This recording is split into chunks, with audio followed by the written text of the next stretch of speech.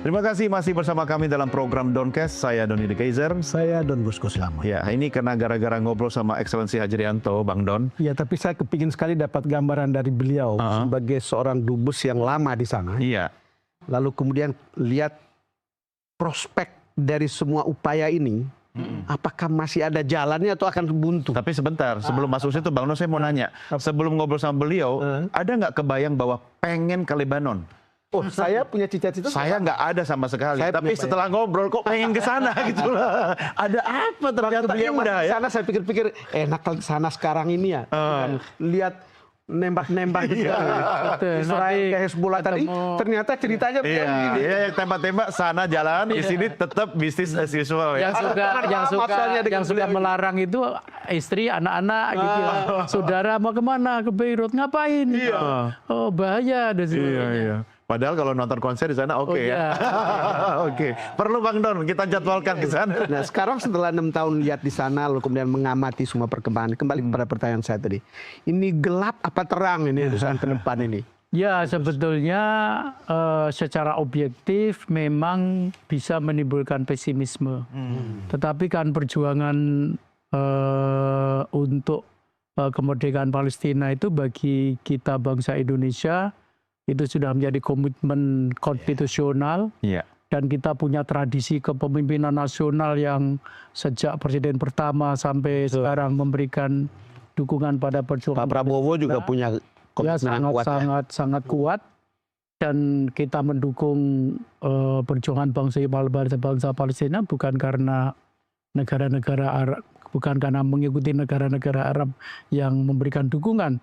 Karena betapapun negara-negara Arab ada yang sudah melakukan normalisasi hubungan dengan Israel, kita masih tetap kokoh untuk berada pada posisi belum dapat memberikan pengakuan kepada negara Israel dan membuka hubungan diplomatik selama Palestina merdeka dengan ibu kota di Yerusalem Timur belum dapat diwujudkan. Dan itu saya rasa yang harus menimbulkan optimisme, karena bangsa Palestina sendiri saya mengenalnya dari dekat, termasuk di dalamnya orang-orang Palestina yang menjadi pengungsi di Beirut di Lebanon sekitar 420.000.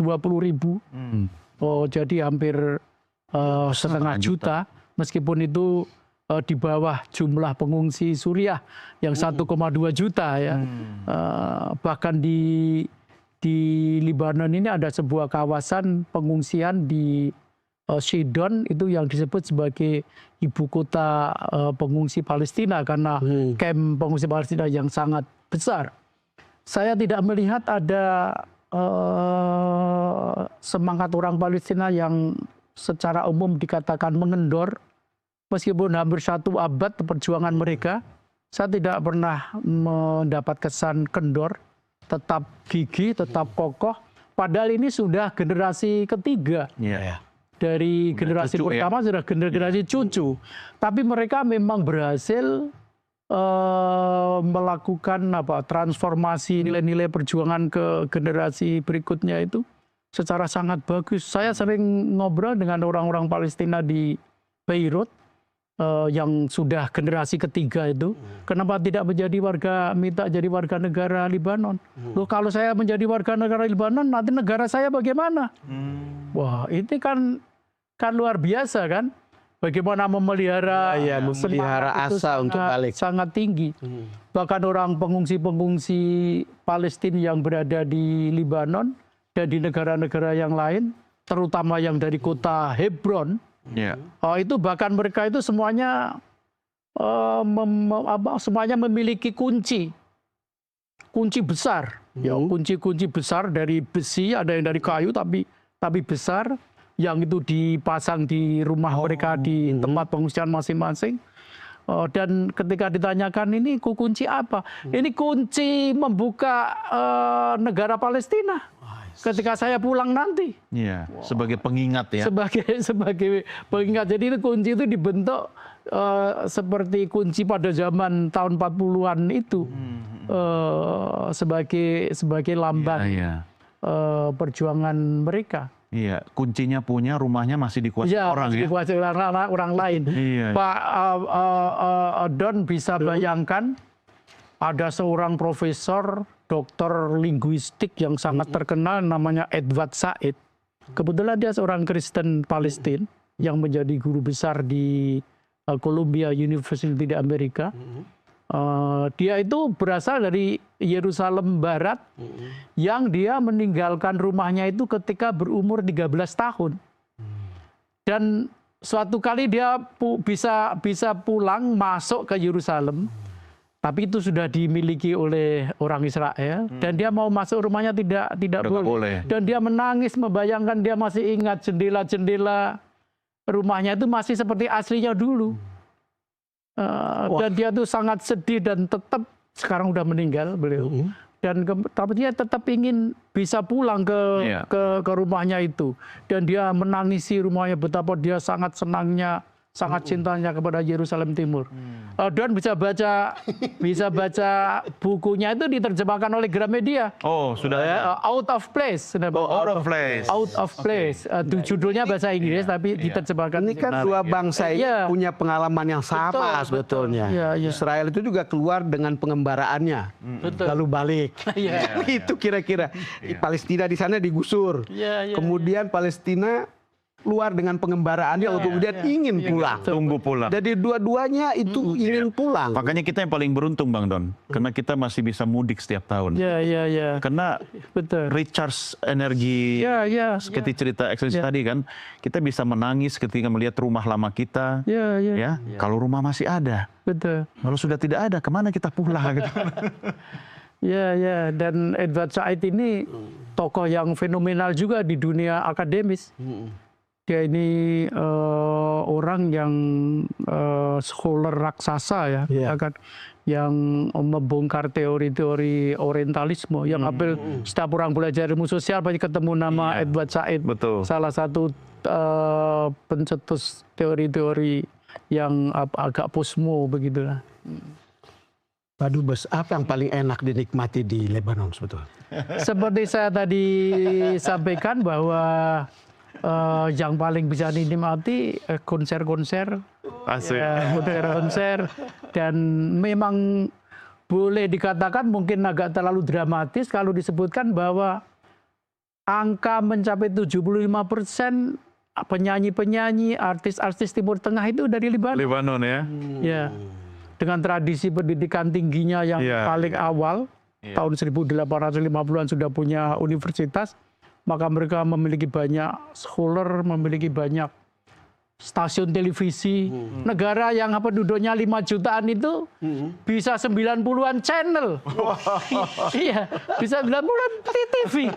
Dan itu bagus-bagus acara. Artinya mereka produktif dalam membuat konten acara. Belum lagi media cetak ketika belum krisis ketika itu berapa banyak koran, majalah standar yang seperti Temponya Indonesia gitu kira-kira ada 5 atau 6.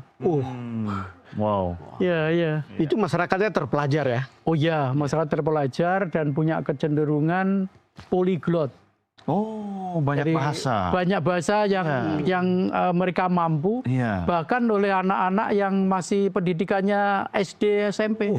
Itu maka sering orang sana kalau ketemu Spain, France, English, jadi kalau ketemu kita itu, you mau bicara apa gitu. Indonesia. Kalau ketemu saya jawab Indonesia. Artinya tingkat literasi mereka cukup baik. Oh ya.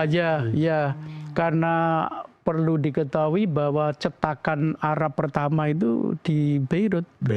Ya, sekarang disimpan di sebuah biara namanya Biara Antonius Kojaja.